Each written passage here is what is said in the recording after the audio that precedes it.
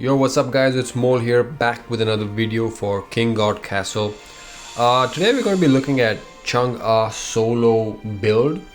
Now this is one of the most stronger PvE and even PvP for that matter builds out there right now because of the latest, the last patch notes that buffed Chung Ah. I'm just going to call her Chung because saying Chung Ah every time is like difficult.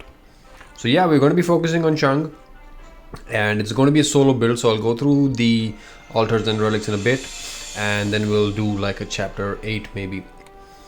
So by no means is this build my own creation, it's just there in the community. There are a lot of people who have done it.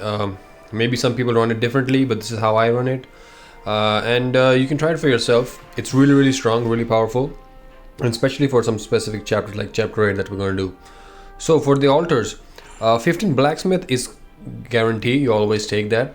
For the second altar you can either go with 10 blood, or I've even played with let's say 10 hero is also okay.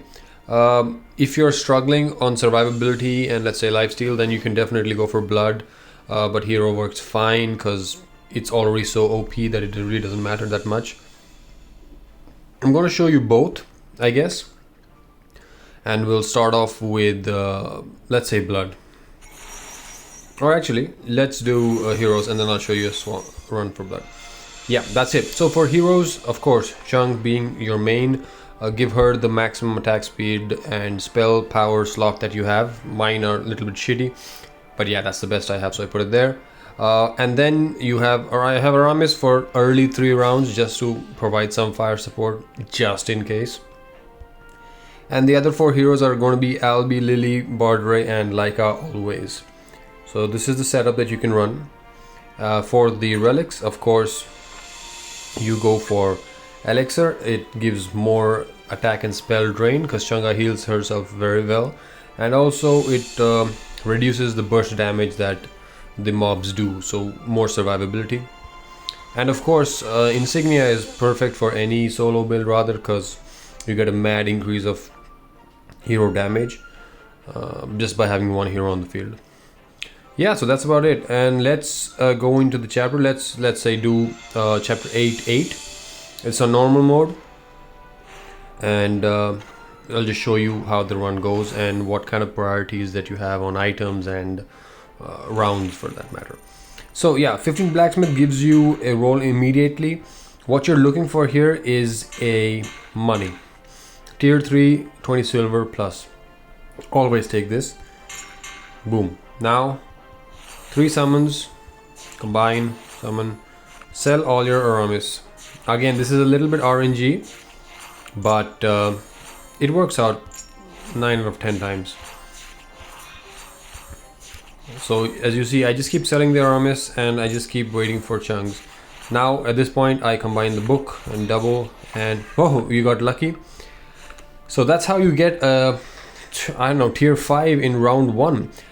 This is lucky I got a tier 5, but you would probably end up the tier 4, as I said, like 95% of the time. A tier 5 maybe sometimes, but a tier 4 for sure, and that's good enough. And from here on you're basically done. Like if the game could just fast forward it, it would, and just complete it. You just keep hitting start and you just keep smacking through. One thing I wanted to show you, but since I got this lucky, is that okay, I'll do it for the sake of the video. Let's say you have something like this, right? 3 heroes in the first round or the second.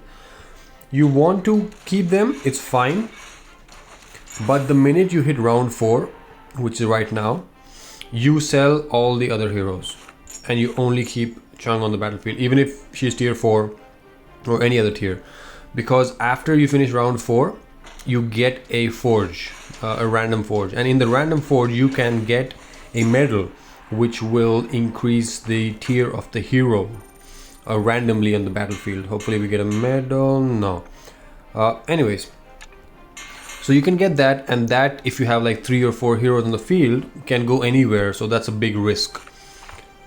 Having one hero will guarantee that it levels up. So yeah, that's one thing to keep in mind around round 4. After that you're just golden. You never ever summon heroes ever.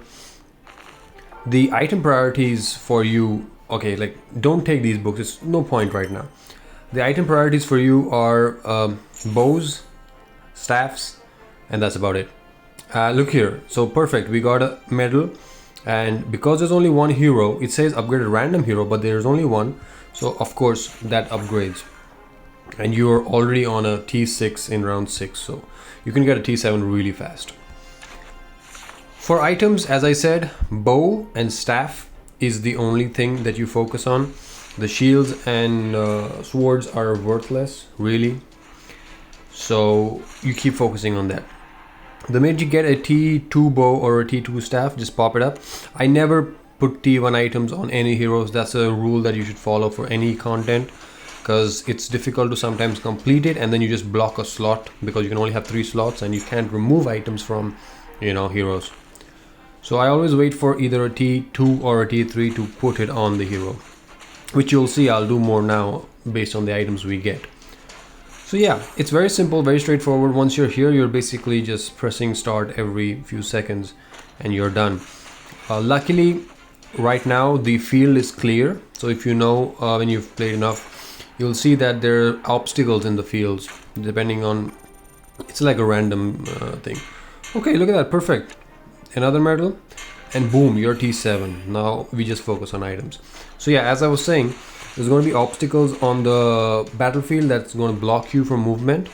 Sometimes those can get tricky, because these gargoyles that are attacking you, once you kill them, you have to kill them a second time, and they freeze in place.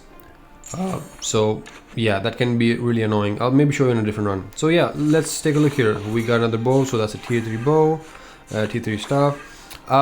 All these items, the shields, armor, doesn't matter, you can just combine and keep them on the side. Maybe in the end, if you don't really have a good third item, you can always use one of them.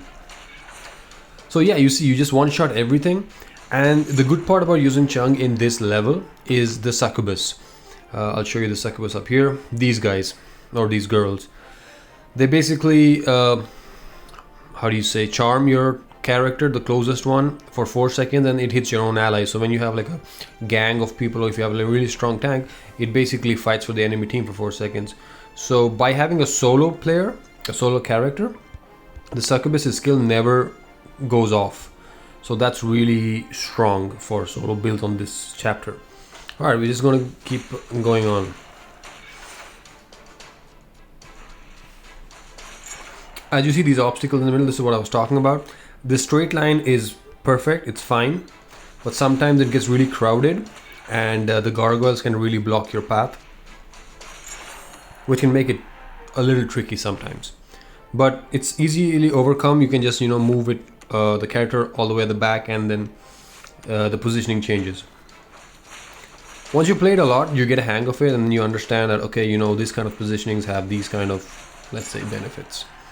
So yeah, I'm just going to keep going through, and alright, we got another roll. Let's see what we can take. So there's no point taking a medal anyways, because we're max. So we'll probably let's see, yeah, I think we'll go for the bow, because there's another bow that's going to come to us from the mob. We're going to combine that and we're going to do it. Here again, another point to note is that now that you have 2 items, even if it's tier 3 or 4, you only have 1 slot left, and don't put another, let's say, a T2 item just to fill the slot yet. Wait for T3s, because once you do it, let's say I put this staff and I never get another staff in this whole run, so that block, that spot is blocked, and then I can't use anything else, especially on round 19 when you get a nice guaranteed T3 item. So yeah, I'm gonna wait. As far as item affixes go, like the bonuses that you get on T3, T4 items, it really doesn't matter that much. Okay, this is good, I'm gonna take it. It really doesn't matter that much, but some of the affixes help a lot. Like for example, okay, let's have a look at what we have right now. So execute, well, it's okay, it doesn't matter because you anyways one shot anything. Attack count is extremely rare if you get it. Wow. Spell drain, that's one thing that's really going to help you if you're struggling, let's say on the level, and you have, let's say, a lower level Chang Ah or Chang. So spell drain is good because most of your damage, as you can see, is spell power based. And I'm not gonna lie to you, this is a really lucky roll. I really don't get these kind of rolls generally. Spell power drain is good. Attack count is of course like pretty good. Doesn't matter on Chang really, because anyways it's every third attack, so it's still nice. Nice little bonus. So more spell powered, more one-shot capabilities, I guess. And yeah, we're on round 19 already, so now we're going to get a roll, a forged roll. And what we want to look for is maybe another staff, because we already have staff kept pending for us. Alright, look at that. So if we take this T3, we already have a T3 on the, I don't know, let's say inventory, so we can have another T4. Perfect. Deals extra damage, doesn't matter. And now it's just the boss. So this is your final build that will most of the time look like this.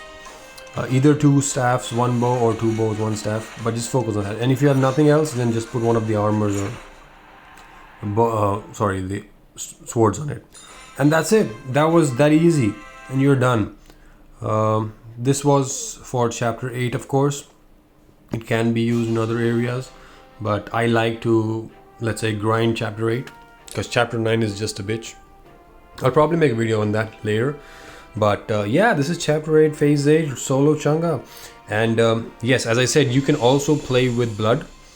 It's just that the lucky roll that I showed you in the round 1 I got, maybe you won't get that. Maybe on round 4 you'll have a tier 4. But it's still good. And yeah, that's about it. Thank you guys for watching. And if there's any other builds that you'd like to see or something else that you want to know, let me know and I'll make a video on that. Thank you. Bye bye.